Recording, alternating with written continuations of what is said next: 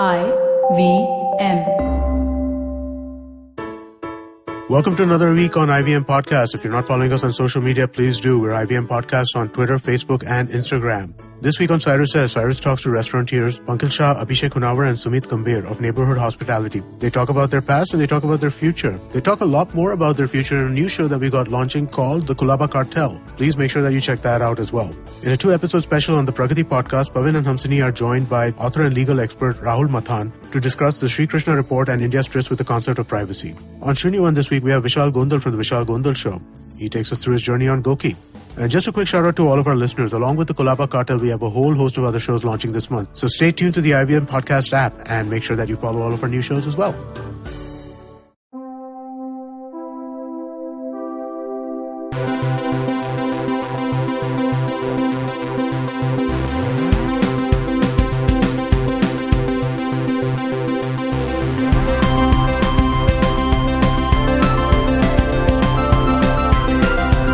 Hi everybody, welcome to another episode of the Geek Fruit Podcast. I'm Tejas, Dinkar is here. Hi Dinkar, what's up? What's up? Nice, but you answered my what's up with another what's up. Yeah, but I thought what's up is a greeting. Budweiser taught us that in the 90s. What's up? Remember that beloved commercial is what this guy says from Ant-Man and the Wasp. So, Dinkar, we're going to open today's episode, which we're going to be talking about Mission Impossible, Fallout, and the Mission Impossible series overall. But before we get into that, we're going to address Salman's email, which came in a couple of days ago. Hey Salman, what's he saying? He's saying, hey guys, it's Salman again. Hi. This is a sequel. The previous bulletin about man-woman, father-daughter genres are definitely rare ones. But two movies that came in my mind about the man-woman are the greatest action movies of the 90s. And he says, which ones? Speed. Keanu Reeves, Sandra Bullock. Is that a man-woman movie? I guess so. Yeah. I'll give it that because it looks like it's a Keanu Reeves kind of lead star thing. It's a Keanu Reeves joint, but Sandra Bullock it was a breakout role for her, I want to say. And also, wasn't she the entirety of the focus of Speed 2? Cruise Control. This is true. Yeah. So definitely, she was the breakout star. I mean, like Keanu kind of, yeah. Keanu didn't go on to do anything great in life. Also, you saw The Incredibles 2. Yes, or I did Incredibles 2. I did see Incredibles 2. Ending of Incredibles 2 and Speed 2. Are they the same? Oh, yeah, kind of. Yeah. Oh. There we go. All right. The woman in that was not just We're a also damsel. talking about Cruise Control on today's episode, right? This is about true. Mission Impossible. Oh, God. Well done. Well done. All right. The woman in that was not just a damsel in distress, but an actual accomplice to the hero in the bus thriller. True. Absolutely. Yes. Good catch, Salman. Good one. Good one. Second movie that he mentions is True Lies. Oh, the Arnold Schwarzenegger and who was Jamie it? Lee Jamie Lee Curtis, Curtis, yeah. who is now reappearing in the Halloween franchise. Ooh, right, yeah. Yes, with Michael Myers, etc. True Lies also is, you know what? Do you think these were man-woman movies, but purely because of the time they came out, where you needed action movies in particular to be helmed by a dude, Keanu Reeves and Arnold Schwarzenegger became the focus. But they are more equitable stories. I think we've addressed this in another episode when we were talking about women in science fiction movies and stuff like that. And I feel like that trend was in the 80s and 90s where if it was a female hero, like a Sigourney Weaver, etc., they were not positioned as hero. They were positioned as survivor or victim who triumphs, at the end. Like a Linda Hamilton, who's again back now. Yeah. In New Terminator movie. Yeah, she's a survivor, a survivor. Exactly. All of these. You're right, good catch. The other thing is True Lies. I thought this was a super overrated film. Yeah, I've seen it once. I've seen it a couple of times. I think it's okay. People went nuts over this film. It's a James Cameron film. But let's see what Salman says. He says the universe just conspired Schwarzenegger and Cameron to come together just to get her in that movie. That's what he says. Now, here's the thing with this movie. True Lies, I don't know if you've seen it. If you've not seen it, it doesn't matter. The whole point is that Arnie is like a special agent of some sort of, government body. And his wife, kind of like Julia, played by Michelle Monaghan in Mission Impossible 3, has no idea that Arnold Schwarzenegger is this kind of special agent. That's the true lie. Exactly. And here's the thing. It's like a Venu Malish song. Oh my God. Okay. Hashtag Venu Malish. Here's the thing. In that movie, she complains that her life is not as exciting as she wants it to be, and that she gets thrown into this whole, mission where she gets kidnapped and she escapes and she gets that whole thrill. I always thought that this was just a concoction by the husband to kind of elevate their marriage, but turns out just to be like a regular mission. And I always felt like... Wait, you thought it was like the game kind of ending? Kind of like only... Not an ending, but at least there should have been some like nod to the fact that this is what the marriage needed. I always thought that that was the angle of the film when I heard about it. And when I saw the movie, that's how it opens. And then it just becomes your regular standard affair kind of action film. And and I just didn't get the theme. It didn't play out, like it's a fun movie, but I think it's a lesser James Cameron. It is. Yeah. Slightly above Avatar. Yes, yeah. Oh god, yeah. I'll put it that way. Yeah. It's slightly above Avatar. All right. Oh no, man. I think Avatar is better. Yeah. I can't believe I said this. But anyway. So, Salman, thanks for mailing in. I think Speed is really good, film. But I think Man-Woman... So is True Lies, but we didn't really have a quality filter on the Man-Woman movies. We were just grasping for anything about a man-woman. This is true. I still feel like we can come up with a better term for that. Man-Woman? Man-Woman? Man-Woman's great. Man-Woman's fine. Yeah. Okay. All right, we're going to take a short break. We're going to come back. We're going to talk about Mission Impossible and the Impossible Mission Force. For like a second, I had no idea what you were doing. It's hard to do the trill at the start.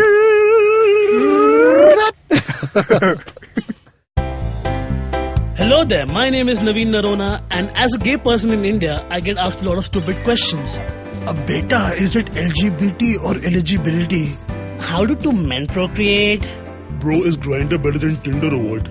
We answer all these questions and much more on my podcast, Keeping It Queer, where I talk to individuals from the LGBT community in India and learn about their personal stories. Catch all the episodes on the IVM podcast app or any other podcasting app you like. Till then, keep it queer. Hi everybody, welcome back to the Geek Food Podcast. Dinkar and I are going to be talking about Mission Impossible. Mission:impossible. Is it that? Yeah, it's always been Mission:impossible. Is it not Mission Impossible: Fallout?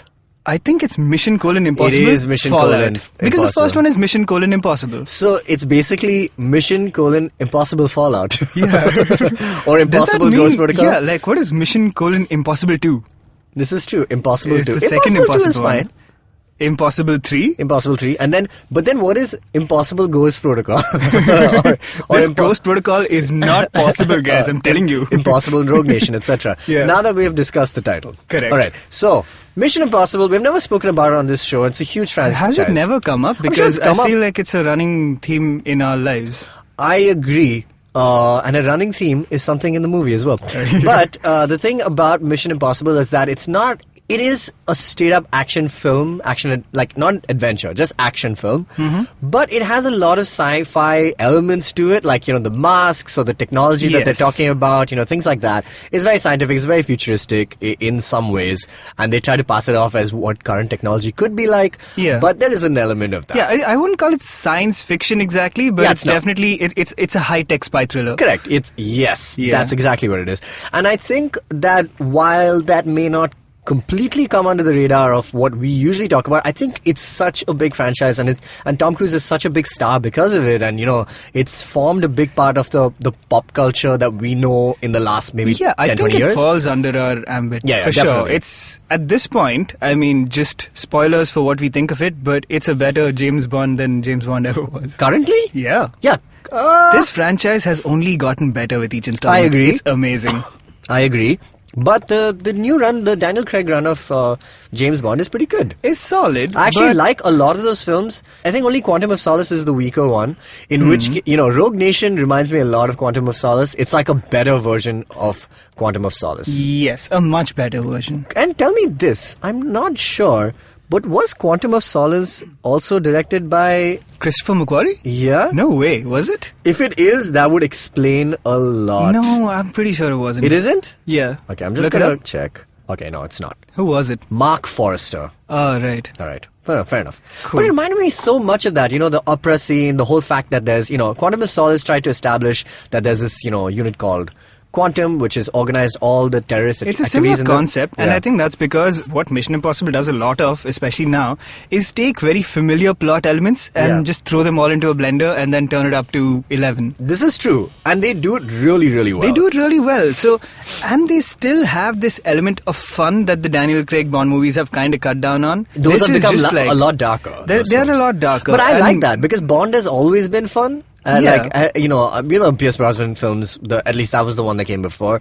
That was the one we grew up watching, like GoldenEye, etc. And those were like really like cheeky and, they were, they leaned into the cheesy side of James Bond. the campy part of James Bond. But this one, and the Daniel Craig one is good because of, the dark element of it. And, I like Daniel Craig. I think he's great. I actually really like Spectre also, and I think Spectre was really good. Skyfall, of course, is excellent. So, okay, wait. I don't know why we've fallen into a James Bond comparison. Cool. They each have their place in the universe. But Mission Impossible has my heart. I agree. Yes, I think so. I think Mission Impossible does win It's so good. It is really good. Okay, so I'll tell you what. Let's save Fallout for the next segment. Let's talk about Mission Impossible, the series overall. Do we need to recap? Impossible, the series. Correct. Yeah. Franchise, whatever. Yeah. Did you ever watch the TV show? No, actually, I've never seen any of it. Yeah. I think I've seen the opening sequence, which is that same lit fuse thing. Because it's the lit fuse, and they do clips from the movie. Which is so great. That's strange. I always found that strange. But I love that. Even when this movie starts with it, it gives it such a cool retro feel. It does, and it's really smartly done because you really can't identify anything is going to happen. You just see it's all just like glimpses of what could happen. So you see like expressions and you see like actions. Yeah, you see actions. Like I remember seeing it like somebody gets stabbed in the chest. I was like, whoa. Who's stabbing who? Exactly. That was great. But you never know. Yeah, so let's talk about the Mission Impossible series. It starts with, the first one. I think everyone can get a recap of, whatever the movie's storylines are about. But essentially, it's been about Ethan Hunt taking over the IMF. Correct. And the theme of the Mission Impossible series from the start is basically... What is the theme? Ethan Hunt starts a mission... and the IMF falls apart instantly. This organization shuts down every single day. Every day they're like, that's it, done. IMF is over. Ethan Hunt, you're on your own. It's like the Indian government. Like, they just remove responsibility off of their shoulders the moment shit hits the fan. It's like when a no confidence motion actually goes through. Exactly. And except... every day you're like, we have no confidence in IMF. Shut it down. And Ethan Hunt's always just... imagine going into work and thinking, yep, they're going to shut the office down again today. This is true. And I think... does Tom Cruise give William Huntley a hug at the end? I'm not sure. But, I don't know, man. The first one, everyone dies. The first one, IMF Jim is Phelps. gone. Let's just recap it really quickly. All right. The first one, IMF gets disbanded right in the very start of the film. Yeah, that's the premise to start with. Exactly. And he's on, a hunt because they think he's a mole. Yeah. And they're trying to disavow everybody and just lay no claim to the IMF's, operations. But he finds out that Jim Phelps... Lay no claim sounds like a Mission Impossible character. This is true. Or a new movie. Mission Impossible. Lay no claim.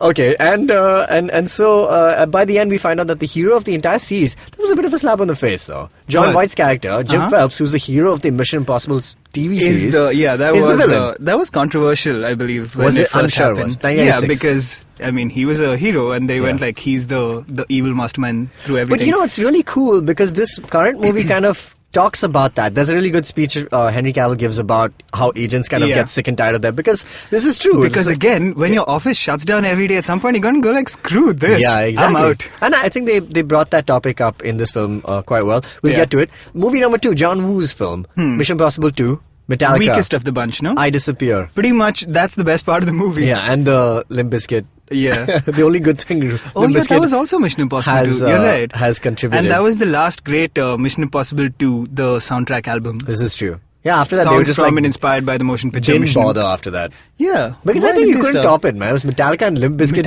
And Limp Bizkit. The one good thing Limp Bizkit has done in their life. Yes, this is true. Yeah. And so, Mission Impossible 2 is about a virus called Chimera. Mm-hmm.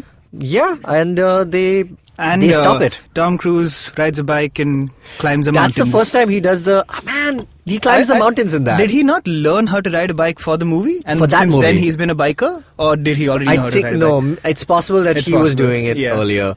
Like for this movie, he flies a helicopter and he was just like, Graham Norton asked him, were you flying helicopters illegally before that without license? He's just like, yeah, I was. So that's why it was easier for me to get license. Job. Yeah, he's crazy. We'll discuss him. But Mission Impossible 3, Rabbit's Foot, Philip Seymour Hoffman, directed by J.J. Abrams, I now believe still a producer. Mission Impossible 3 is the start of Mission Impossible's like impeccable run. This is when they started taking the movies up a notch. They made them more like they made them full masala. Yeah, they at this made them point. a little more visceral. The action was like hard, like a little more like. Yeah, visceral is the Yeah, word. I visceral think, is the word. You know, Or masala. The visceral masala. Yeah. MDH's बस new एक brand. visceral masala लगाना. Right.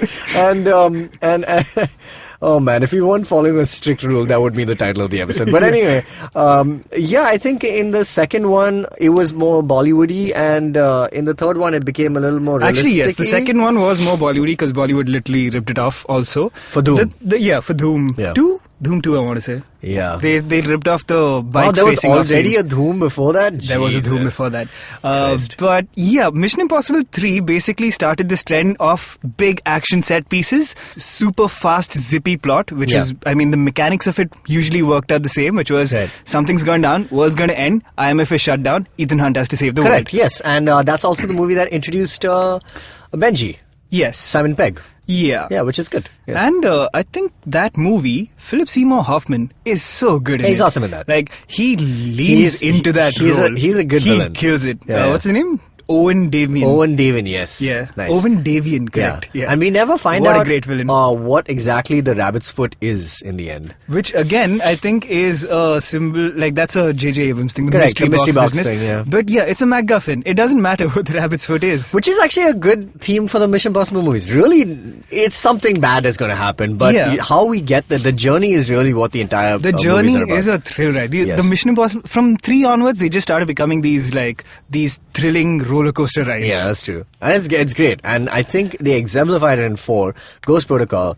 One of my favorite, I think, has some of my favorite scenes in the entire series. Yeah. Tom Cruise climbs the Burj Khalifa. That's my home. That's you know, we so, lived there. we lived Right at the top. in the Burj Khalifa. Like one day he was just outside the window. It's great. Anyway, Yeah. point is that movie was great. It had Jeremy Renner in it. It introduced us William Brandt, who's excellent. He was actually poised to take over the franchise back then. Really? Yeah. As in, that was the plan? That was the plan. Are you serious? I Yeah. can't believe Tom Cruise would ever let this go. I think they were trying to set up. He's been set up twice, I think, to take over a series like Bourne Identity, Bourne, like yeah. whatever. The Bourne series was supposed to be him, Aaron Correct. Cross. What was that called? Bourne Legacy? I think so. I Yeah. forget. But I mean, that was because the movie tanked, right? The one with him? I suppose so. And then they brought back Matt Matt Damon Damon. back. Yeah. Yeah. yeah. So yeah, again, Hawkeye kind of getting in the way.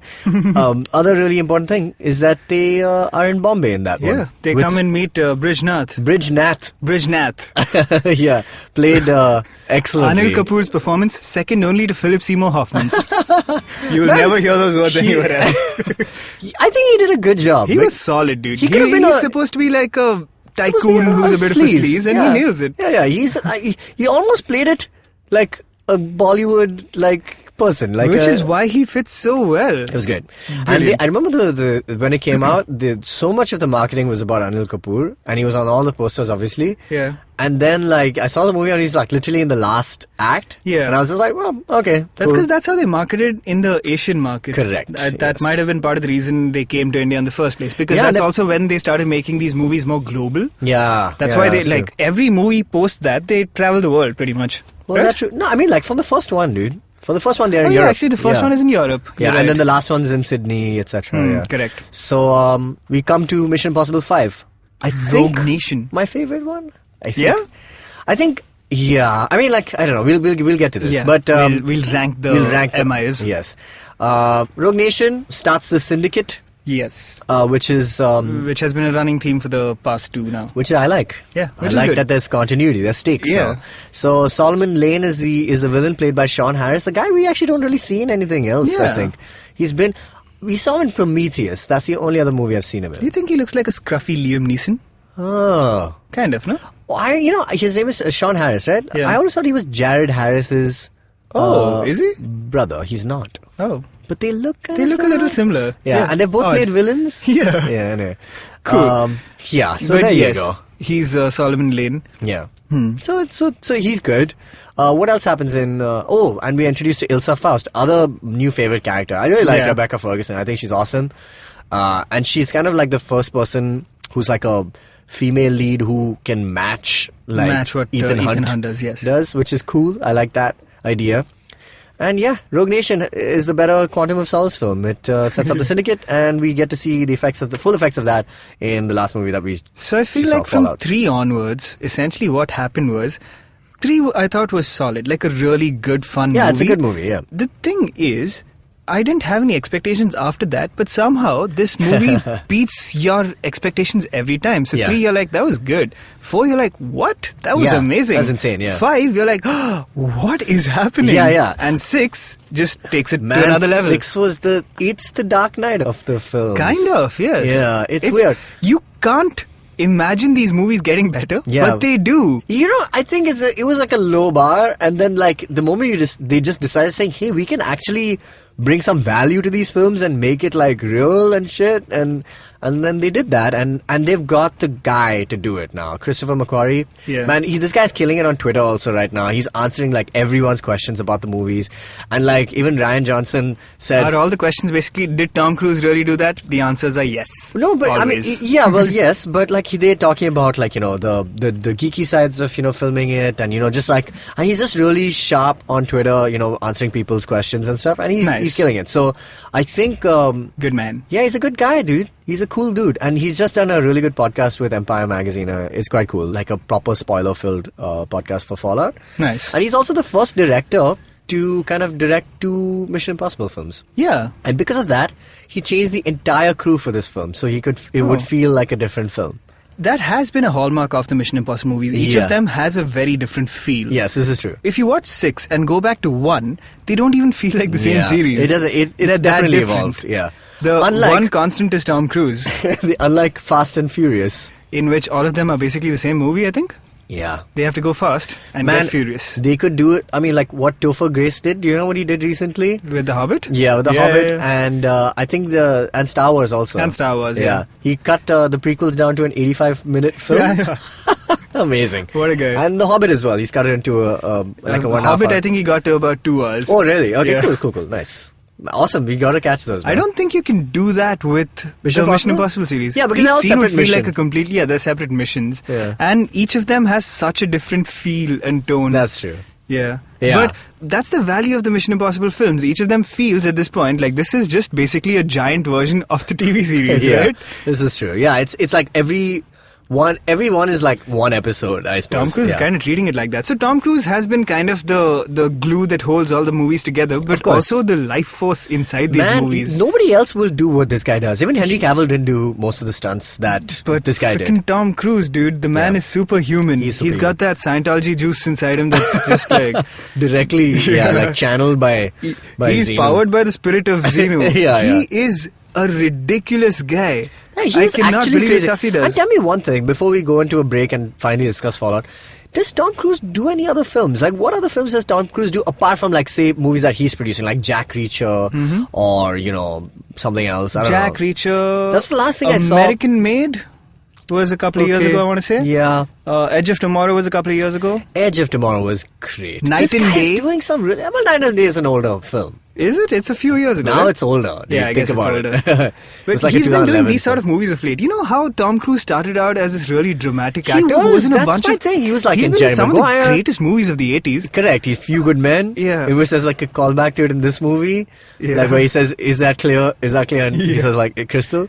Like so many of those kind of little. I mean, like those movies. He's done a very Top Gun, like Interview with a Vampire. He's great in Risky Business. Risky Business. Jerry Maguire. So he many can good be a movies. really funny guy as well. He is. He's got. I think he's got. Cocktail. Yeah.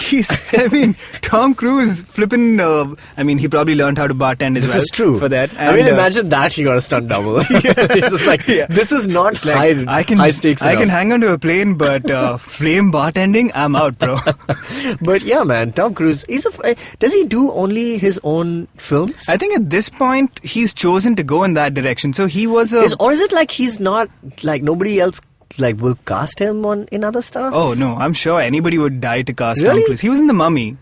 Which He was in he The was Mummy. barely involved in, right? Yeah. From a production standpoint. Correct. And I think his best role was in Tropic Thunder. Yeah. he was great in that. Tropic Thunder, he's great in. Yeah. Yeah, he can actually do funny really well. Rock of Ages is actually a pretty fun movie. Rock of Ages. Oh man, Tom Cruise is awesome. Dude. Yeah. I just wish he was in The man can do guy. anything, and luckily for us, he chooses to do these movies. Amazing. So, cool. Good Yeah, for you, don't man. do anything serious. Maybe he's It's just too busy with the Mission Impossible movies to do anything else, because Man, this this movie has took- been going on for 3 years or so, Yeah, right? dude, I remember that Graham Norton interview came still while they were still shooting. Yeah, like 2017 start? They Insane. finished shooting in March of this year. Yeah, it's So, crazy. That's clearly, this takes up a lot of his time. Yeah. All right, cool. We're going to take a short break. We're going to come back and talk about Mission Impossible Fallout. Yeah. It's IVM here. Let's go. We the IVM kids on the block over here. Just to talk, taking a break from producing all day. Coming on this podcast cause we got stuff to say. IVM Daily is the name of the show. Monday to Friday, we ready to go. Talking about stuff in our head. We might even talk about our favorite bread. Signing out, it's IVM here, the podcast network that's in your ear. Catch IVM Daily, Monday to Friday on the IVM Podcast app or wherever you get your podcasts. Welcome back to the Geek Fruit Podcast. We are talking about Mission: Impossible Fallout, which Nice. is the correct way to pronounce this movie. How do you like Fallout, Tejas? Man, it was... Loved So we it, both saw it in IMAX yesterday, and that's Which the is only way... well worth it, by the way. By If you the can go way- see this movie in IMAX, go see it in IMAX. Go see it on the biggest screen you can. Yeah, Because but- the canvas is worth it. Also, we only saw it in 2D. Yeah. Is it But- not only in 2D? It's in 3D. Are you serious? Yeah. What? I didn't know But that. Huh. I'm kind of okay with it. I think it's fine. I actually really enjoyed the I enjoyed experience it. of watching a big 2D movie. Man, amazing. Because What a treat. also, like, my biggest issue with 3D movies, at least in whatever theaters we see them in, is they tend to be a little dull because they run the projector lower than Correct. at a lower No, brightness than it also should then, be. you know, when you wear the glasses, they cut off They some cut of the off like luminescence. 50% of the light. Exactly. So you're supposed to run the projector 50% brighter to make up for that. Most they don't do theaters that. don't because bulbs are expensive. This is actually God. true. The projector bulb is ridiculously expensive. Yeah, but come on, that's your job, dude. I know, and yet they don't do it. They're so bad at their job, it's like they're in the IMF. Man, I really thought when Christopher Nolan came down, I thought they would fix it. But unless they change the bulb for that They one probably day, they change the rendered bulb it. for him, and then they're like, as soon as he's out, he's like, chalo, it's like, turn it down. This, make that tear back into the screen again. Jesus. They Anyway. stitched it up just while he was here. But on But IMAX, yeah, that's why I loved, like, this movie was Wow. vivid. beautiful. You like the colors are popping. it's It's like framed bright, beautifully. contrasty. Loved it. Yeah, amazing. And also, they didn't shoot it on IMAX cameras. Yeah, you can kind of tell. Like Jishnu and I were talking at one point, especially in the darker scenes. Yeah. You can see like noise all over the place. I'm actually completely fine with that. I think, but no, even like the major sequences in the helicopter, etc., the Halo sequence, they used high definition kind of digital cameras which can shoot in like 8K and above Yeah. and all that jazz, and then they just formatted it to IMAX, correct. which is fine. Which is fine, yeah. Wow, this movie was so good, dude. Man, it looked. I mean, if it you looked have beautiful. you have Tom Cruise on screen, you don't have to do anything else. So, what is the story of Fallout? Basically, IMF is bad at their job. The MacGuffin in this case is 3 spheres of plutonium. Yes. That a new sort of shadow agency called the Apostles, which is basically a spin-off of the Syndicate. Which is cool. I The kinda dug Syndicate that. suddenly went like, guys, we need a rebranding. People are not digging the Syndicate thing. What if we were the Apostles? There's like a God. presentation where he goes like, and this is the new logo. It's like an A. Yeah. The anarchy symbol. Oh god, yeah. But basically, the Syndicate has become the Apostles, who are these fervent anti-religious sort of organizations. They want to basically, they have like a manifesto to kind of heal the world or bring peace to the world by destroying all its- destroying the world. Yeah. From great pain comes great suffering, as they keep saying. They Yeah. never get past the first sentence of From that great manifesto. pain comes, from peace comes from great suffering. Peace comes from great Yeah. suffering. So Yeah. basically, their belief is that they'll cause great suffering, and then somehow automatically peace will start. Well, yeah, I mean, like it's a long. It's a theorized Thanos thing. type It's a situation. Thanos. It's a Watchmen thing. You know, It's a Watchmen common thing as enemy well. kind of thing. Yeah, Correct. So again, a familiar feeling from Mission Impossible, taking a very common theme and then turning it up. Yeah. So Wow. the Apostles are seeking these 3 plutonium cores that they will use to power bombs, Yes. basically. Launch them in different parts of the world, make Yeah. them explode.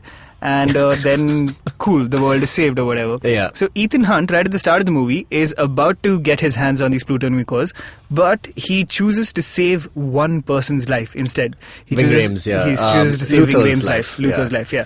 And because of that, the cores are lost. So the rest of the movie is basically him trying to get them back, and that takes him all over the world. And man, so I think you can divide this movie into its action like set pieces. Pretty much. There's an amazing, there are different characters. There's Angela Bassett's character who's the new head of the CIA. Yeah, and she's got like a thing with Alec Baldwin. Correct. Man, Alec Baldwin. I love Alec Baldwin. Are we spoiling this movie, by the way? Sure, why not? Yeah, why not? He saves the world. Spoiler alert. Yeah. But Alec Baldwin's character, William Hunley, who's now the director of the IMF, he kind of is at odds with, Angela Bassett's character. Erica something. And she's got her agent, who's like this assassin, who's played by Henry Cavill, whose name is Walker. And so Walker is sent in along with Ethan Hunt to shadow him on the mission because the CIA doesn't trust the IMF, essentially. Correct. Which I don't blame them for, because the IMF is terrible. Man, so you know what? One of my friends was telling me this. He's just like, a lot of what IMF kind of does and how they win is a lot of it is just dumb luck. And it's entirely dumb luck. And a lot of it is addressed in the movie, saying that it is a lot of luck, but then there is some correlation between the fact that they're just really lucky and the fact that it's still the same group of people who are constantly saving the world. Yeah. So I think that's cool that if it was anyone other than the IMF doing it, the world would have ended like 45 minutes earlier. Correct, basically. yeah. When the IMF gets to it, they have that 1% chance of nailing it. And they do it. That's literally... And I think they have really driven home the whole impossible mission kind of point. Like it is really all crazy. These missions are impossible. Yes, but they do it somehow. So I think that's cool. I think that the fact that they write it into the storyline is cool. It's not just they always win something incredible. It's like they just about do it, and most of it is just luck. Yeah. So I think that's cool. I think these movies feel basically like if the kind of storylines you'd construct with your toys came to life. Yeah, essentially. That dramatic. That's what Tom Cruise is doing. Dude, Tom Cruise, all he does is just like, what can we do? And then they write the stories around them. So apparently Rogue Nation, there's no script available for that movie because it was all written on the fly, right? Really? Yeah, it was a full Sholay scene because so apparently they had the set pieces ready. Right. Like they had the action set pieces ready and then they wrote a story around it. Yeah, because it was just Simon Pegg and Christopher McQuarrie kind of just like racking their brains saying, okay, cool, this is what we have. Now we have to just connect the dots. How do we get from here to here? And they would write it. And it worked, man. That you can kind of tell that even in this movie, there are three very clear acts. Or four. Yeah, three acts. Four, actually. And maybe 4 to 5 very clear set pieces. And things are clearly built around them. Yeah. So let's go through the movie based on these set pieces. The first big one is the Halo jump. Yeah. So, where Tom Cruise jumps out of a plane along with Henry Cavill. Man, have you seen the behind the scenes for that thing? Yeah. Dude, it's incredible, ridiculous. Man. Did you see the thing where he made James Corden do it? Yeah. I saw that, yeah. And there's also, man, I can't remember. There's also a video with this NBA player for a GameSpot that came out. They've taken the exact same scene and they've just like replaced him with another guy. Anyway, ridiculous. Really cool. They also shot that in our home of Dubai. Abu Dhabi, man. Abu Dhabi. Yeah. And then they just composited France underneath it. Ridiculous. Man, crazy, dude. So Tom Cruise jumped out of a plane over 100 times just to do this shot. Dude, how expensive was this movie, by the way? Ridiculously there must be a budget on this guy. This scene in particular, they could only shoot it once a day because they had to do it at sunset. At sunset for the lighting. For 3 minutes. For 3 minutes. They could only shoot for 3 minutes a day. So Tom Cruise's day for 100 straight days was jump out of a plane, do a shot, and go like, alright, we'll come back tomorrow for a take. I don't think they did 100. They must have jumped 100 times, like several times during a day for the practices and stuff like that, probably. and to frame the cameras and see how it would work. They have to plan the sequence mid-air. You can't do it. They also did the other thing. They built the world's largest wind tunnel to practice on ground, on level ground, and Which is why when Tom Cruise does the thing with James Corden, at this point he's just like, James Corden is going like, help, and Tom Cruise is like floating over him, going like, hey man, what's up? He's just so chill. He's so chill. God, it's insane. It's nuts. So that is the first big sequence that then takes them to this EDM sort of party in in Berlin, I want to say. Was it Berlin? No, sorry, Paris. In France, yeah. In Paris, yeah. So they have to be dropped into, they're looking for this dude called John Locke. Yeah. So they're dropped into this EDM sort of party because John Locke Like a rave, is, he's going to do a buy there. He's buying the plutonium cores. Yeah, from a broker, basically. From a broker. Which sets up one of, like something I don't think we've seen before in the Mission Impossible series. Like just this really visceral hand-to-hand combat. I think there have been There's been hand-to-hand combat, but this just felt very martial artsy, you know what I mean? Like usually because it's of like the one guy, the Asian American guy who's in that scene, who at this point we think is John Locke, who's never named. Insane. But yeah, it's this like it's a very different style of fighting from what you typically see in a Mission Impossible. So it was brutal, it's like really brutal, hard. My God, Henry Cavill also gets in some solid punches. The bicep reload, man. Hashtag bicep reload. My God, freaking Cavill, dude. The guy's like he's like beast, a series of bricks laid one on top of another that came to life. Yeah, Alec Baldwin apparently was like just saying that he has this one little scuff with him later on, and in the film, and he was just like. He couldn't get. He had to kind of land some punches also, but he couldn't get around him, and you have to keep telling Henry like to kind of duck because he's blocking the shot because he's so huge. Yeah, he's built like a house, man. It's insane. He is Superman. He really is Superman. Apparently, this movie, the budget was 178 million, which is not bad. That's not bad at all. Considering all the things and delays and things like that in this film. Yeah. And the box office is already like 193 million, like in Insane. less than a week, I think. Oh, actually the budget wouldn't include the delays because I believe the delay cost them about a 70-80 million-ish thing because they had to pay the crew, but it was all covered by insurance. Wow. Because injury. Tom Cruise's insurance must be nuts. The man's a genius. Yeah, insane. They were also, so they had to keep paying everybody while Tom Cruise was injured, obviously. Which is why he was very anxious to get back to shooting. They advised him at least 9 weeks of rest. 7 weeks in, he was like, we're doing it. Dude, apparently like the rest of the running scene was done like while his ankle was still healing. And he just left nothing, man. Ridiculous. Insane. So, okay, so here we jump. Bathroom fight scene. Killer fight scene. Fight scene. Really, really good. At this point, Tom Cruise meets a lady called the White Widow. Who apparently is the daughter of Max from the first film. From the first film. Which was kind of confirmed. Like there's stuff said that more or less confirms that. In the film, Though, I mean, in terms of the plot, it's irrelevant, but maybe it'll pay off in the next one. I hope so, man, because this trilogy has to, the McHugh trilogy has to kind of end, man. I think it's cool because, and they leave her character also open-ended, like towards the end of the film as well. Yeah. And the fact that that whole intro speech is about her mother. Correct. So I think that kind of it will probably that it's probably true. So that happens. There's then there's the bike scene. There's the chase scene. I mean, if you guys have seen the movie, you know how good it is. It's just fantastic. It's again just great. Basically Tom Cruise on a bike, which has happened before, but without a helmet. Without a helmet. Yeah. Again, apparently he crashed it all over the place on purpose. Yeah. And apparently they were not, I think they couldn't get a shot or something like that, and it was going to be really dangerous for him to do it, and they were just losing time, and so Tom Cruise just got on the bike and he's just like, let's just do this now. And they were just like, I'm going in. Yeah, exactly. And they just did, and he goes into real traffic, and man, I don't know how they do this, man. What about the poor people of Paris? Imagine you're like just driving down Paris one day, you're annoyed anyway, and then Tom Cruise is zipping at you at full speed, and you're like, the hell is going on, man? And at the Arc de Triomphe, no less, man. The Arc de Triomphe. Man, insane.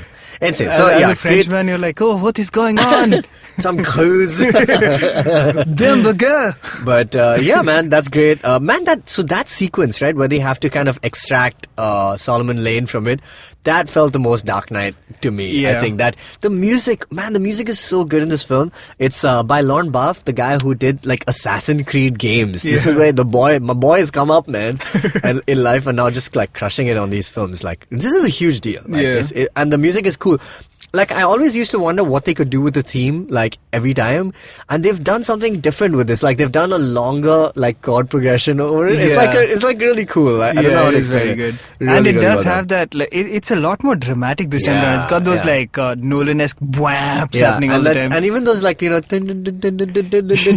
is a lot like The Dark Knight. It felt, on Twitter, like, Chris McCory, he was also saying that, he's like, obviously, I mean, people are asking him, it's like, obviously, The Dark Knight must have been an inspiration for you, was it? He's just like, if I say no, everyone's going to come after me. So, yes. I mean, you can definitely see it in the Paris chase sequence, Awesome. the Simon Lane Yeah, extraction. yeah. Yes. Though, something that Abmani pointed out to me was, why would you extract the dude and then put him in the front seat with a bag over his head? You're asking for him to be shot. Yeah, that's true. Which happens. Spoiler alert. I think he just wanted him to be shotgun. Plot has to happen, yeah. I mean, yeah. They've kidnapped the dude. They're carrying him with the bag on his head in a straitjacket, and he goes like, shotgun. He's like, Ethan Hunt's like, you know the rules, guys. He's got to go in the front seat. Oh man, hilarious. So that scene is really good. There's that small moment also with the Parisian police officer also, which was awesome. And then he just takes out those folk. Man, this movie is so good. Okay, next action sequence. We move to London now. Yeah. This is the running sequence. This is like he's not even really chasing anybody. He's just trying to cross London on foot to kind of get to where Henry Cavill is. I mean, the only thing that's happened is this is after a bunch of reveals have happened, and he's now chasing after Walker, who he's convinced at this point is John Locke. Correct. So John Locke is kind of just like ambling along the London streets, going like, oh, la, la, and he's going to the Tate. I'm gonna head to the Tate Modern, and here Tom Cruise is like freaking the hell out, jumping over buildings and shit. Man, hilarious. So good. Why couldn't he just take a cab? Because he's it's Tom not Cruise, like dog. Exactly. Why would he take? He was probably faster than a cab. Also, yeah, man, like traffic. Imagine he did this in Bombay. But Henry Cavill wasn't even aware he was being chased. Really. Here we go. I have the answer for you. Tell me. So he has done this before in Bombay. And he knows that if he takes a car, he's not going to make it in time. Faster. Oh, God. And he just runs after him, jumps out a window. That's the famous ankle-breaking shot, which is included in the film. Awesome to watch it. It's so good. The fact that they kept it. I mean, it became such huge PR for the film. Yeah, and you realize, so he slams into the wall, breaks his ankle, gets up, runs off. Cut to him still running, and that's 8 months later. Yeah, that's exactly what I was telling Mally and everybody else who was sitting there. I was like, dude, I can't believe that this is exactly like continuity. People won the game, dude. Amazing, so good. So 5 weeks later, they're back. Yeah. Same scene. Haircut is perfect. And he's just running. The choreography of the action, I have to point out, is spectacular in this movie. It tops everything else, not just because of like the scale of the set pieces and how visceral they are. There's also this like very clear sense of what's going on. So they don't resort to like, your shaky cam sort of techniques and whatnot. I actually really like that. I think that's because Tom Cruise can do everything. So you don't have to rely on camera tricks and stuff to make it seem more actiony than it is. All you have to do is point a camera at the guy, like put it on a tripod, it's fine. Man, all the action is in Tom Cruise. And the other thing is that, what I really like about this is that it's such a classic action film. It's like it kind of goes back to like fundamentals of action. Yeah. Like, whether it's car chases, etc., whatever it is. But man, there's such like long shots in this, especially with him running, just how the camera movement is, man, like sublime. Absolutely. I think if you compared like the average shot length of a typical action movie to Mission Impossible is always going to be way longer. Like Taken, for example, as like the average shot length I remember reading somewhere is something like 0.6 seconds. Oh, yeah. Less than a second. Yeah. Mission Impossible is easily more than one, which is really high. Which is for an action movie. Yeah, it's true. It's a high number. Man, crazy. So, okay, London. He meets him at the Tate, and there's a beautiful shot where he stands on top of the Tate, and it's just like a long, wide shot. Man, beautiful stuff. Like beautiful cinematography. Helicopter, moves off. Henry Cavill's gone. And that brings us to the last act. In the place that cannot be named. Yeah. My God, dude, there was so much censorship in this film. I don't understand why they had to censor the fact that they went to Kashmir. Was it in POK? Is that a thing? I don't think they just said that. They must have said like, where's he going? Kashmir. But apparently that's an issue. I don't know. And they were saying Nubra Valley and all. That's in Ladakh, bro. Yeah. Yeah, I didn't understand. Anyway. Oh well. And they shot that scene in Norway, so I don't know what the whole point was. It looks nothing like Kashmir, really. I mean, some parts kind of like when you get to the mountains, it's mountains. I suppose so. Cool. Those white mountains, you can always tell. Yeah. The Caucasian mountains. But the Toblerone mountains. Exactly, yeah. And get to that final scene. And I thought the stakes were really, really... Like, that moment where Michelle Monaghan is introduced at that point, like, Julia suddenly turns up and you're just like... This is awesome. On, dude. Yeah. What? This is really good. Yeah. It was really smart. And they kind of set it up really nicely about this whole bomb that can't, go off without a remote detonator. Classic rules being, set up, and you have to kind of find a way to kind of Exactly. stop Like there's an entire sequence of Rube Goldberg's things that have to be done. So Yeah. the team has to split up. They have to go find 2 different bombs, Yeah. defuse both of them, while Tom Cruise is chasing the villain of the piece. and fight Solomon Lane. And for fight it, Solomon yeah. Lane while that's happening. Yeah. Tom Cruise's wife is there with her new husband, Yeah. possibly going to be blown up. Awkward. yeah. Yeah. He's like, hey, nice to meet you. I used to be your husband. I know also, that now actor, you guys by the are way. gonna die. Who's the husband? I don't know. looks When I very saw him familiar. in the long shot, I was like, is that Milo Ventimiglia? Oh, I thought he looked like a thin Jake Gyllenhaal. Kind of. Yeah, also. yeah. I've So, seen him in something. He's a cross between the two. Yeah. He does seem familiar though.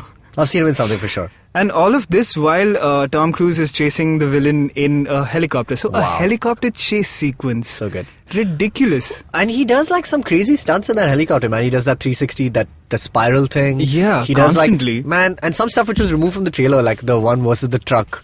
You know, where Yeah. but apparently McHugh was just like, there's just too much action. There's too in the much film. happening. And this movie's quite long also. Again, they also, like, that balance was perfect. So the ingenuity of a helicopter chase sequence Yeah. where the entirety of the action happens while they're on the helicopter. Man. You would expect them to like collapse Fight, and crash yeah. at some point, and then the actual fight happens on the ground, which it kind of does. Yeah. But the majority of the action is actually done by 2 helicopters fighting each Man, other. crazy. And there's a really good Paramount Pictures on their YouTube channel. There's a good 360 video.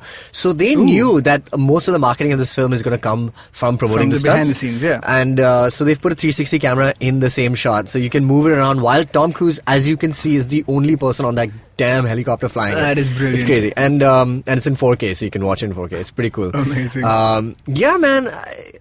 The sky is so blue in that shot, and like it's Yeah. shot so well, and you can tell it's like just Cruise just doing all these like shots, and man, just climbing that damn rope also up to the helicopter was insane. How does he do it? Man, crazy. So, to sum up, we basically recounted all the action sequences. They're all amazing. What happens in the end? He saves the world, believe it or not. This is true. With, in the last second, right? With a second to And spare. by the way, that shot was really smartly done. Like the cut towards That the was end was so really good. good. Yeah. Really good. It just it like- was so badass almost. Yeah. Like where it's like, you know, it's 3, 2, 1 and they're gonna cut it whether they know that he's dismantled the remote control or not. And they cut the wire or whatever. And then it just cuts to this big blinding flare which Tom Cruise is looking at. It looks like it's like diffuse. Like, it's like everything's yeah. ended. The world's over. And he's just like standing there with the remote in his hand, spits out the thing. Man, that was so cool, That is dude. so badass. That was really cool. He has this expression on his face where Like, he's like, bro, I know, obviously." man. Bro, I got this.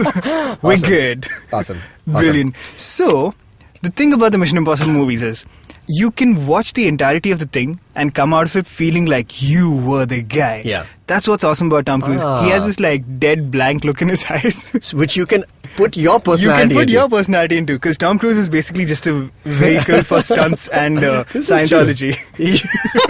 Stunts and Scientology. Like, this is a movie where you can walk out with an adrenaline rush, Yeah, which this is is true. something you do not get in movies often. Like, Yeah, that's what I meant by the closest saying- we've come in the last couple of years is Infinity. probably Mad Max, I was going to say. That way.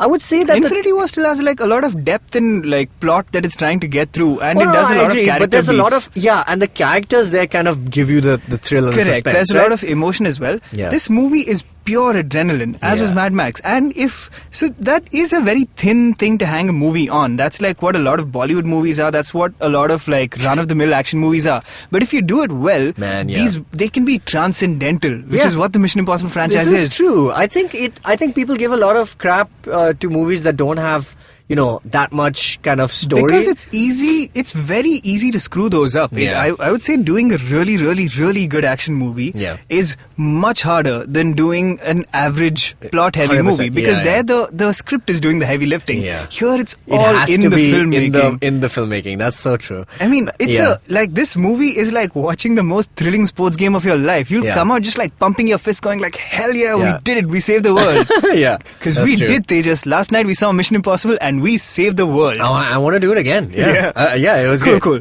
I think let's save the world 8:15 at IMAX. Let us take a short break. We'll come back and we're going to quickly run through our favorite scenes, top 3 scenes from the entire Mission Impossible The entire franchise? and our favorite films. Done. Top 3 films, top 3 scenes. Cool. Every week comes a show where 3 people come together to tell you about stuff they like. A movie, a TV show, a book, and other stuff. Tune in every Monday on the IVM Podcast app to IVM Likes. Batman approves this message. Thank you, Batman. Hey guys, welcome back to our Mission Impossible special episode. Mission: Impossible Special. Impossible Special, Yeah. yes. So Dinkar and I have ranked our top 3 favorite scenes, Yeah, we're going to start with scenes. and then our ranking of all the movies, basically. Yes.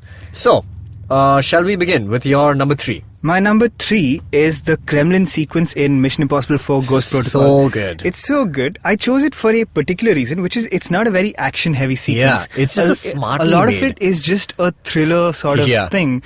So, like the conceit in a lot of places is that they keep putting up this giant screen It's to so cover funny. up. It's really funny also, yeah. That's what. It's really funny, but also it's really edge of your seat. It's really suspenseful. Yeah. And at the end, Tom Cruise puts on a fake mustache and walks out of the Kremlin while it blows up. Yeah, So- yeah. I mean, he takes off the fake mustache. He takes off the fake mustache, The other sorry. really good thing about that scene is that I think it's Benji's first field assignment. Yes, which So, again, Simon Pegg is just perfect in that scene. he's so good in that. He's like, there's this one particular moment where they're hiding behind the screen, Yeah. which basically tricks whoever's looking at it into seeing whatever's behind the person who's Yeah, it's hiding hard to behind it. explain, but yeah, It's hard to explain, but you'll get it when you see the movie. It's an invisibility cloak, basically. Yeah. But at one point, Benji turns it on, and it's his face Yeah, all over which the is- thing. It's really funny.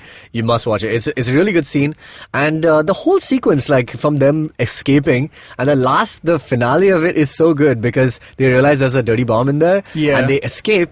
And he gets out, he inverts his jacket, which is the and suddenly uniform, and he's yeah. wearing this like denim jacket Yeah. with a Bruce Springsteen shirt inside. Correct. And he puts on his shades and he's just become this like typical Just American. a regular dude going like, oh, Kremlin's Yeah. blowing up, eh? Yeah, hilarious. So good. Yeah, really, really good scene. Okay, so my number 3 is from Mission Impossible Fallout, and it was just hard to pick because all of the scenes are really, really good.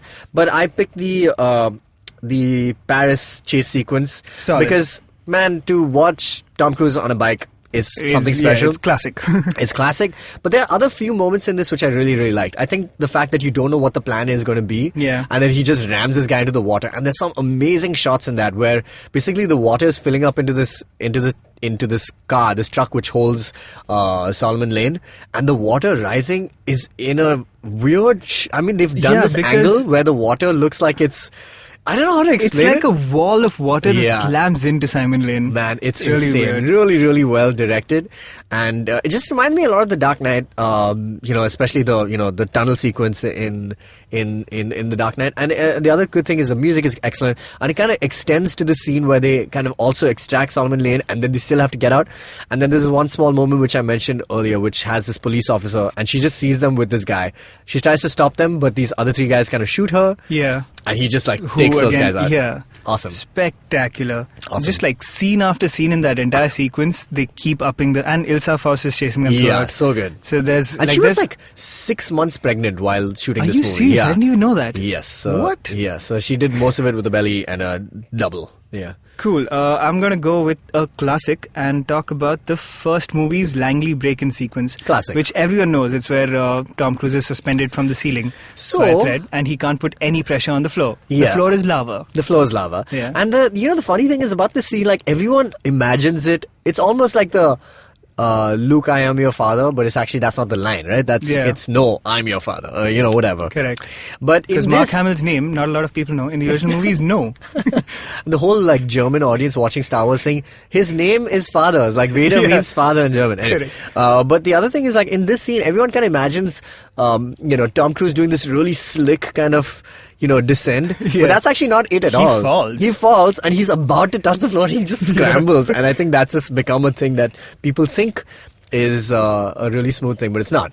But the cool way they did it was when they repeated it in Ghost Protocol with Jeremy Renner. Correct. And the magnetic Yeah, they suit. called back to it. Yeah, it was cool. And they've always figured out a way to build stakes in every single scene. So it's like each scene by itself could be like a little short film, and you could watch it with no context of what happened and still come away with amazing stuff. So here the premise is so simple. He cannot put any pressure on the floor. And there's no other character. There is, of course, he's on the comms, yes, but in the room there's no one else. And the entire, like, at one point a bead of sweat is going to fall on the floor and he's panicking, figuring out how to avoid that. And he catches it with his glove. So so well done. Every single beat is just perfect. Think also that kind of signifies what Mission Impossible is about. It's just like this really, high adrenaline kind of suspense thriller thing. Yeah, it's solid. Really, really good scene. By the way, speaking of callbacks, we knew that he would be an expert rock climber in Fallout. Correct. Because he's done it in Mission He's Impossible done it 2. before. That's when I saw that, I was like waiting for everyone to go like, woo, he's climbing rocks again. But it was just like, oh, cool. Just a Tom Cruise thing. It's a Tom Cruise thing. My second choice, top 2 scene, Vienna Opera in Rogue Nation. That entire sequence. One of my favorite scenes. So good. Again, the premise is that, once again, Ethan Hunt has been disavowed by the IMF, and he kind of recruits Benji into coming in and helping him out, trying to identify Solomon Lane, who at that point they don't even know what he looks like. Just by a rough sketch. They just know that he's going to be at an opera. Yeah. And so Benji has to... villain worth his salt is a patron of high culture. No, but they explain that also. That he's trying to kill off the Chancellor of Austria. Yeah. So it's really awesome. And so the whole premise is that Benji's trying to try and identify him. Meanwhile, Tom Cruise is trying to stop an assassination attempt that he just realized is going to happen. From the clarinetist, I want to say, or somebody, okay, who's modified a clarinet into a gun of some sort. Friggin' sniper rifle. Yeah. And meanwhile, Ilsa Faust is also there. And there are 2 other guys who are backups to make sure that she does her job, which is to actually kill the Chancellor. And so, it comes to this pivotal moment where there's a countdown and there's one note in the score. At which point the attack is supposed to happen. Yeah. And it's really good because he can see 2 or 3 people trying to shoot this guy, and he has only 1 bullet that he finds, right? And he's like, what do I do? And instead, he shoots the Chancellor in the arm, and because of that, he ducks. Yeah. And it's just like, and he saves the day. And the Chancellor just comes out, he's like, oh, you find Chancellor? And he's like, no, it's just a flesh wound. I was like, Tom Cruise, god damn it. He did it again. He did it again. Man, and the music is so well cued in that scene. Also. It is, it's a famous classical piece. I forget what. Nostra something. Probably Nostra something. But yeah, perfectly choreographed to that. Amazing scene, yeah. This brings us to our joint number 1. Joint number 1. Joint number 1 is Burj Khalifa, y'all. Dude, how could it not be? I think that's the best scene in the whole... The dude runs down a building. He runs down the biggest building in the world. And he actually did it, man. Like, you see the behind the scenes... And, when I first saw it, I didn't believe it. Like, when I first saw the movie, I just thought, oh, they must have done it, like, built a replica of the building. The side of the building and done it. Man, then they show the behind the scenes where he's actually on the 90th floor and doing this nonsense. It's ridiculous. There is that legendary photo of Tom Cruise literally just straddling the Burj Khalifa and smiling like, hey, sup? Crazy. And there's comedy in that sequence, and obviously I love the, running up and running down the Burj Khalifa. Yeah. But the sequence after that, where they actually have to make this transaction for, these nuclear codes is brilliantly done because they have to just do the whole thing. And they can't change anything about it. So they just have to do it because there's no time to change it back. And there's so much that's set up that they follow through with. It's so good. So that's why the sequences, all these action sequences again work because there are stakes. Yeah. And they build to them and let them play out like little proper sequences by themselves. Like in this one of my favorite parts is when he starts climbing with the suction sort of gloves. Yeah. And then immediately one of them fails. So he throws it and then continues to climb. And about 5 floors later, he sees the glove stuck against the wall. And he's like, what? And then it just falls again. Yeah, that's like a little comedy beat built into a ridiculous action sequence. And it ends also with a nice little nod where he kind of realizes that there's no other way. So he has to run into the He runs into the room and they both crash and he hits his head and he just about survives. And then Benji comes in, he's like, whoa, that was difficult, but I did it. What did I miss? And Tom Cruise sitting there going like, man. That's an excellent sequence. And then goes into this chase scene, which is also really good. But yeah, I think the Burj Khalifa scene, just fantastic. It's spectacular. I'm going to do some honorable mentions. Hey. Correct. Bridge attack in Mission Impossible 3. Of course, yeah. The jump, the explosion famous jump. Yeah, the one where Tom Cruise is slammed into a car. Amazing. I was reading a behind the scenes about that. Yeah. So apparently the first one, directors like nailed it. Tom Cruise like not good enough. They did it 7 more times. Oh my and God. Tom Cruise, who's at this point like a 50-something guy, Yeah. just kept slamming himself into a car. Dude, and those are all real explosions. Like, Yeah, all they real don't- explosions. Yeah, they just do that for real. All right, dude, it's time to just to do rank our... the big ranking. Yeah, the big ranking. I think we Okay. can all agree. Mission Impossible 2 is the weakest of the lot. Yes. Shall we say? So that's Then- number 6. Then I'm going to say 3. Mm-hmm. Yeah. Okay, cool. Fine. Okay, 3. I will go with you on this, though I have a soft spot I in my know, heart for yeah. 3. 3. Yeah. Then 1. Yes. Because it's the Again, original. agreed. So 1 is a really, really good movie. It's not representative of what the Mission Impossible franchise went on to become. Correct. But It's I a think cool, it started fun it off. thriller. Yeah. It started it off, Yeah. but it's easily the weakest considering where the series is now. Yeah, and also there's some really unbelievable stuff that happens. Like a helicopter that goes into the channel. That's Correct. crazy. Like, that's insane. It's not even like Yeah, you can't suspend your disbelief that much. Yeah. Also. So- Photorealistic masks we get, but this is this too is much. too much, yeah. So that's a number 4. Then I think I want to say so it's basically 2, 3, 1. I think it's 4, 5, 6. Honestly, 4, I 5, think 6 in a row. Yeah, or 4, 6, 5. I might go 4, 6, 5. Yeah. 4, 6, 5, yeah. I mean, Fallout is still really fresh. That's why none of its scenes end up on my list either, because I wasn't thinking of it immediately. Yeah. I considered, because I've seen those so many more times. Yeah. I know it a lot better. That's true. Fallout We'll we have to literally see. just saw last night. But I think Rogue Nation is a great film start to finish. Yeah. Like it's like an overall really good film. The Ghost Protocol has some really good scenes. And it has a really good story also. Yeah. But I think Rogue Nation takes it because it raises the stakes a little higher. You know? Yeah. With the opening sequence in the prison, the Russian jail. Oh, the fight scene. That with- is such a good sequence. where he gets kidnapped by Solomon Lane's men and Ilsa Yeah. Faust helps him out for the first time. Man, where he just jumps off that, he's tied to the pole and he just like uses his own Yeah. body weight. Holy shit, Crazy. ridiculous. Crazy. So yeah, there's So plenty of that really might good be scenes. the best, but also Fallout just might be the best now. We'll have to see when the next movie comes out. Yeah. Yeah. When they Leno, top this when one Mission Impossible somehow. Leno claim comes out. Yeah. All right. Do you think in this movie, Ilsa Faust at some point should have gone like, I have to get him back to MI6, and then looked at the camera and gone like, huh? Oh my God! That yeah, would have been wow. amazing. Really good. I think that's our episode. This is our episode. All right, cool. Let us know what you think about Mission Impossible. We have told you everything we know. Tell us about your favorite. Yeah, we've literally recounted all the Mission Impossible. This was we had to do. We have never done it before. It had to be Special done. episode. So tell us your favorite sequences, I would say. Tell us everything. Yeah. And, the rankings, you can't disagree with us. 'Cause we're right. And so you can write to us, contact geekfood@gmail.com, and find us on Facebook, Twitter, and Instagram @geekfoodhq. Yeah, this Write was to us, an should you episode. choose to accept it. Yes, thank you. Just take a look around and write to us, I suppose.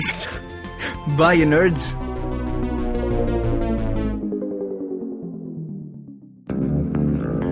Did you know that Parsis in Mumbai, instead of being left at the Tower of Silence after they die, are now cremated?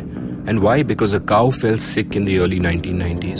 Did you know that the smog in Delhi is caused by something that farmers in Punjab do and that there's no way to stop them? Did you know that there wasn't one gas tragedy in Bhopal, but 3? One of them was seen, but 2 were unseen. Did you know that many well-intentioned government policies hurt the people they're supposed to help? Why was demonetization a bad idea? How should GST have been implemented? Why are all our politicians so corrupt when not all of them are bad people? I'm Amit Verma, and in my weekly podcast, The Seen and the Unseen, I take a shot at answering all these questions and many more. I aim to go beyond the scene and show you the unseen effects of public policy and private action. I speak to experts on economics, political philosophy, cognitive neuroscience, and constitutional law so that their insights can blow not only my mind, but also yours. The Seen and the Unseen releases every Monday. So do check out the archives and follow the show at seenunseen.in. You can also subscribe to The Seen and the Unseen on whatever podcast app you happen to prefer.